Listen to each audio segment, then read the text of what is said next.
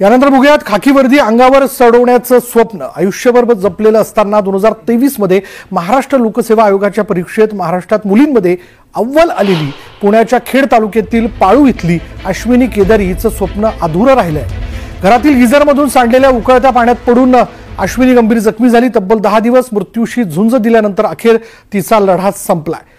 दुर्गम पाळू गावातून शिक्षण घेऊन पोलीस उपनिरीक्षक होण्याचं स्वप्न पूर्ण करण्याच्या उंबरठ्यावरती पोहोचली होती, पण आयुष्याचा प्रवास इथेच थांबलाय।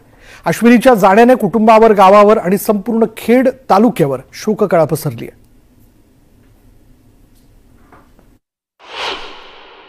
पाणी जास्त तापल्यामुळे ती वाफ निघायला आली। पाणी पाणी बंद केले, ते बटन बंद केलं, परंतु ड्रम खोलताना एक जण मग खोलून एक जण मग बाथरूम मध्ये होता गेली आणि तो ड्रम डायरेक्ट तिच्या अंगावरती झाला आणि ती पाण्याच्या थारोळ्यामध्ये पडली।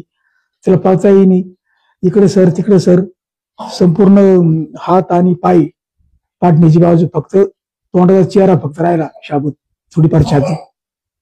तेवढंच आमचा मुलगा आकाश मोठ्याने त्याला आवाज आल्यामुळे तो पटकन घरामध्ये गेला आणि त्यांनी तिला अशी उचलून बाहेर काढली। तोपर्यंत तिचं सगळं कातडी खाली अशा सर्व वाटांतून हाताचं उप सगळे जळमट चालली होती। तिची जिद्द तर ती लहानपणापासूनच होती। लहानपणीच ती शाळेमध्ये सुद्धा प्रत्येक क्लासमध्ये ती फर्स्ट यायची आणि नंतर तिने बीई टेक केलं। बीई टेक मध्ये पण ती फर्स्टच आली। त्याच्यानंतर तिचं आउट ऑफ मध्ये प्लेसमेंट पण झालेली आहे ब्रॉड मध्ये, पण तिथे गेली नाही।